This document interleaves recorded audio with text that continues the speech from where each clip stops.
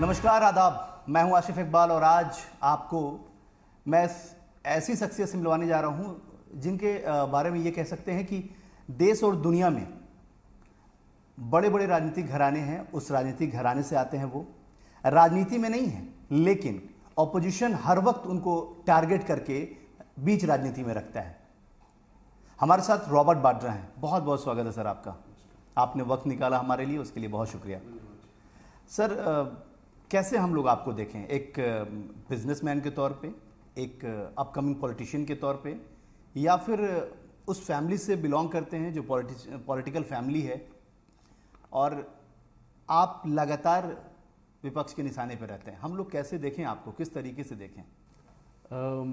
Allrounder, family man, knowledge of politics, husband, good son-in-law, and yes, just a Indian who has to जो मतलब कि मुश्किलें झेलता है और कुछ अच्छा समय, बुरा समय जो भी है, जो हर रोज़ सीखने के लिए राज़ी है और मुश्किलों से ज़्यादा सीखा जाता है। मुझे मेरे एक्सपीरियंस में ये रहा है।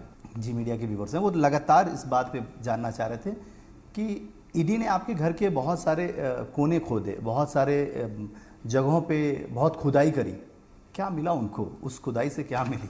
सिर्फ मैं ही नहीं, मतलब कि काफ़ी लोग परेशान हैं कि एजेंसीज़ का गलत इस्तेमाल किया जा रहा है और एक तौर पे जैसे परेशान करना है किसी को तो उनके पास ईडी भेज दो, या मतलब कि इनकम टैक्स डिपार्टमेंट उनको परेशान करती है।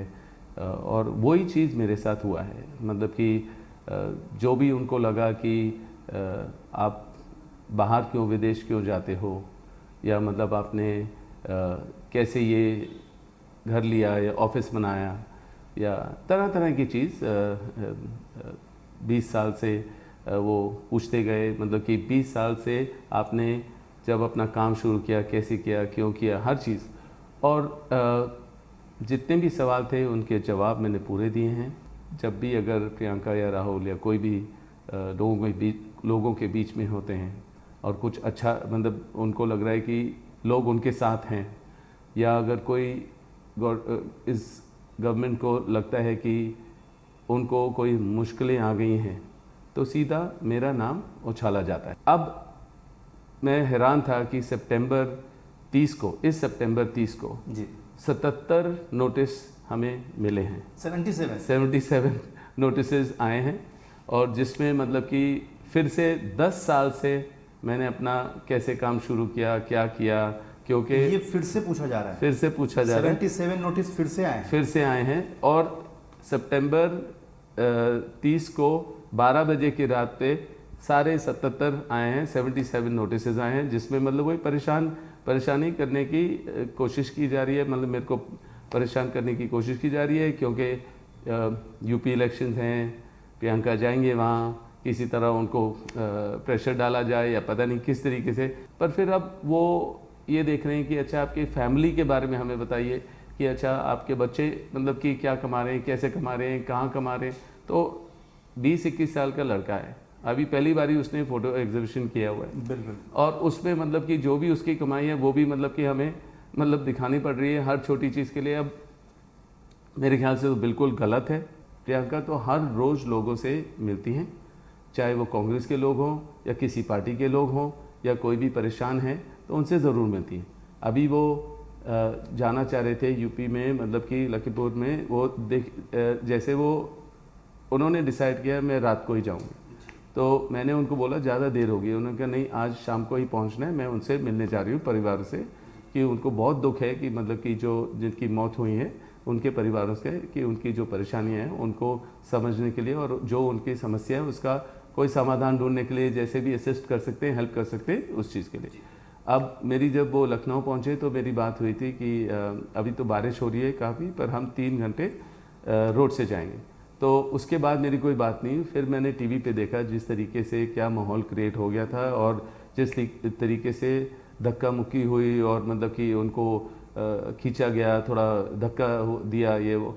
और मैं सोचता हूँ कि आप हमेशा यहाँ बोला जाता है कि महिलाओं के सुरक्षा के लिए, पर कैसे वो सुरक्षित हैं, जैसे अगर प्रशासन ही उनको धक्के दे रही है। और उनका एक ही मकसद था कि जो परिवार दुख में बैठे हुए हैं कि उनके वहाँ उनके परिवार के लोग के मौत हुई हैं, उनसे मिलने के लिए।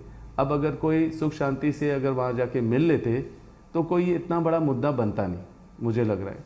और वो गए हैं तो मुझे लग रहा है जब जब एक्टिव होते हैं तो ज़रूर अगर कोई भी परेशानी आएगी, मैं बहुत ही यूज्ड टू हो गया हूँ कि मेरे को झेलना पड़ेगा, मेरे को संभालना पड़ेगा, मेरे को देखना पड़ेगा इसका क्या नतीजा है। पर सबसे ज़रूरी चीज़ है मैं यही हूँ, जैसे मुझे दिखाई दिया है जब से मेरा एसोसिएशन हुआ है कि ये लोग अपना हर रोज़ खाली लोगों के बारे में सोचते हैं और उनका कुछ और कोई विचार ही नहीं है कि कुछ यहाँ जाना है या वो करना, खाली वो लोगों के लिए सोचते हैं।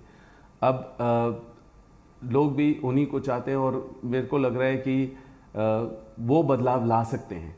अगर बदलाव ला सकते हैं तो उनको ज़रूर दबाया जाएगा या परेशान किया जाएगा या उनका नेगेटिव रोल दिखाया जाएगा, जो मतलब कि बहुत समय तक नहीं चलेगा। क्योंकि हम लोग निडर हैं, हम लोग निकलेंगे। चाहे मैं अपने आप को इसलिए इंक्लूड कर रहा हूँ क्योंकि रिपल इफेक्ट होता है कि मेरे को अपने बिजनेस तरीके से परेशान किया जाता है, पर हम निडर हैं। जो भी लास्ट केस इशू होगा वो भी हम देख लेंगे, वो भी देयर इज़ नो इशू।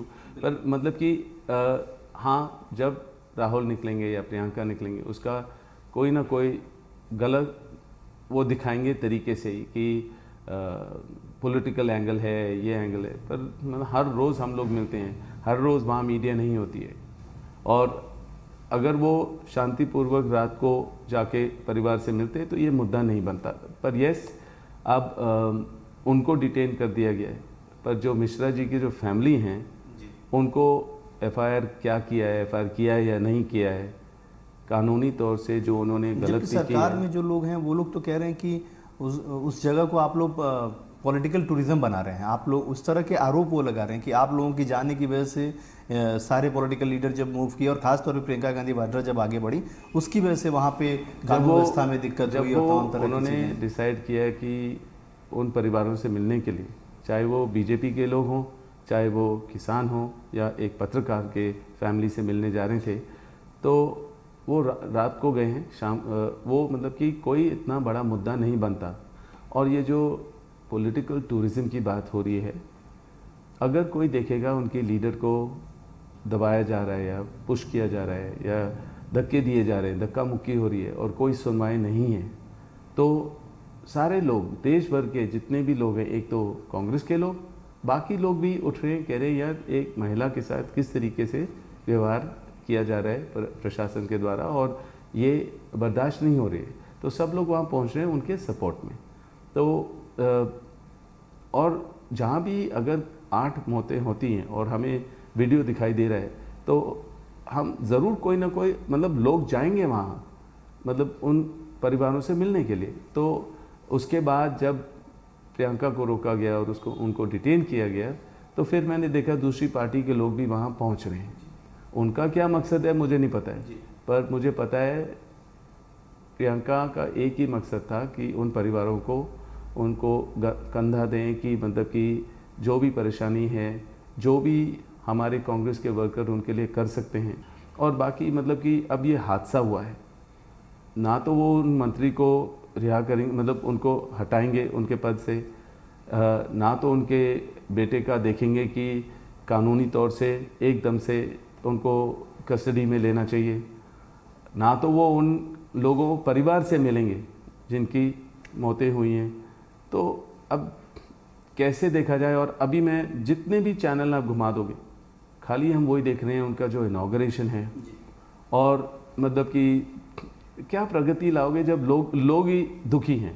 ये तमाम सवाल हैं जो लोगों ने मुझसे पूछा था पूछने के लिए। इसमें बहुत सारे सवाल अभी भी रह गए और अगली मुलाकात जल्द करूंगा सर आपसे और फिर बहुत सारे सवालों के साथ। बहुत बहुत शुक्रिया सर। हमारे साथ रॉबर्ट वाड्रा साहब थे और उन्होंने बेबाकी से अपने अंदाज में तमाम सवालों के जवाब दिए और जो लगातार रॉबर्ट वाड्रा के तमाम व्यूज़ देख रहे थे उन सबका बहुत शुक्रिया, बहुत धन्यवाद।